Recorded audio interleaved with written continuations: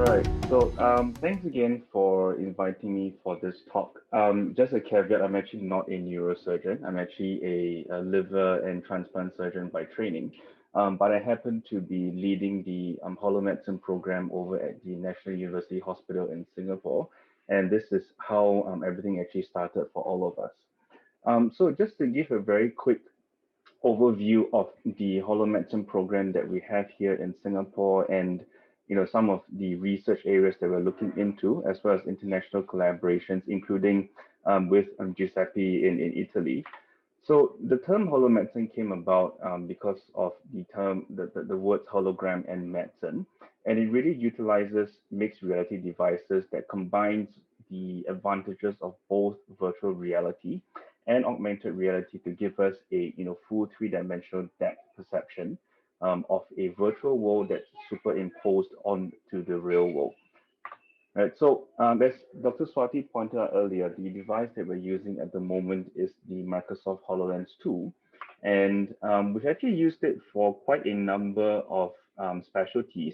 So neurosurgery has been our heaviest users and the one that's leading the charge in development in this area, but we have experimented with other specialties as well, including the picture you see on the left. We were trying to use this for a sarcoma case for a patient with a thigh sarcoma. The picture in the middle is for a patient who would undergo a surgery for a huge retrosternal thyroid that needed a median sternotomy. So they were using the HoloLens to do guidance during the surgery itself. And the image on the right is actually me doing some pre-planning for a liver transplant donor that we're going to operate on the week after. So same thing, right? The picture on the left, Swati has already shown you regarding the brain tumor. So some additional areas that we're working on include planning for radiation oncology. Right, so the picture in the middle that you can see is actually a colored DICOM that we have developed together with Circo's team at VSI and Epocla, right, to actually give you a three-dimensional visual representation of the radiation fields and the radiation planning data for patients going for radiotherapy. Right, so this was one of our first use cases for a patient with prostate cancer, right, but this ability and capability can actually be applied to any region of the body, including the brain, right, for patients who are going for radiation therapy. And we actually foresee that it has a big application in gamma knife planning as well. Right, and the picture on the right is actually one of our patients who was given the HoloLens and shown a rendering of her scan as a hologram before she went for the surgery. Right, so again, some of the use cases that we have used. One of the things that we have tried doing is actually to stream a laparoscopic feed from the camera system directly to the HoloLens. So the picture on the bottom right was actually one of my professors doing a liver resection using a three-dimensional laparoscopic system.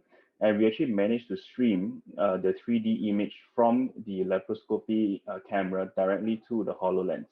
Right, so one of the areas that we're potentially going to try out for neurosurgery is transsphenoidal surgeries, right, and where we can actually stream the feed directly from the camera to the HoloLens. And the other use case that we are going to explore for neurosurgery is also, of course, streaming a live feed from a microscope to the HoloLens with a three-dimensional representation.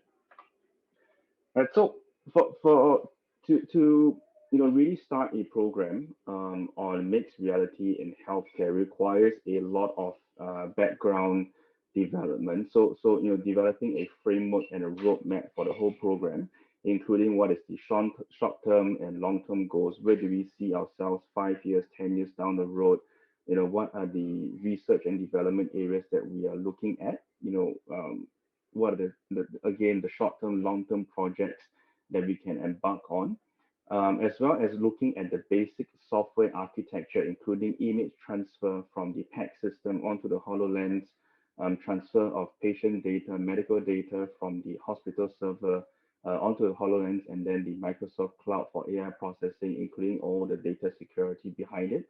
as well as the processes, standards, and guidelines regarding the use of mixed reality devices in the operating theater, eventually in the direct patient intervention role.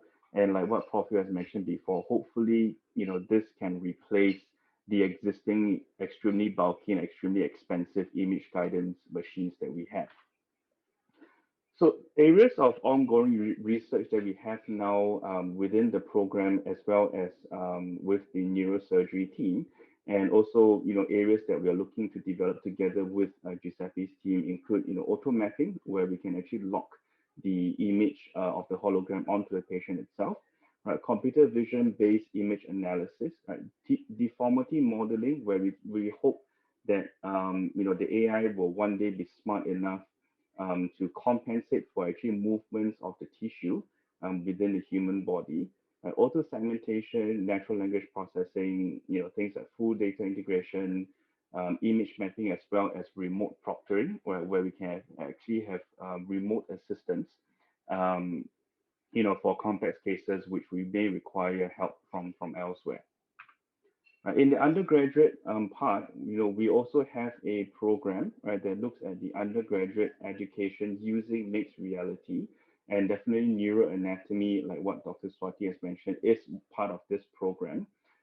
So, it leverages on AI and machine learning for precision learning for the students.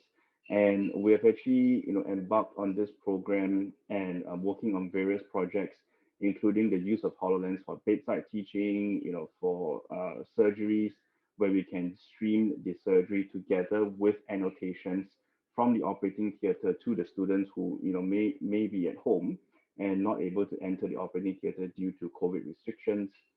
Basic science teaching, interactive guides, and these are all areas that we can potentially explore and work together on to develop for undergraduate teaching as well.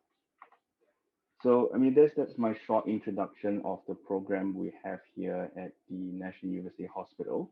So we have had the pleasure of meeting Giuseppe through the Holomedicine network, and as well as through the association itself, and we have had a few discussions with him to look at potential areas that we can collaborate on, and we are very excited to really work on this together.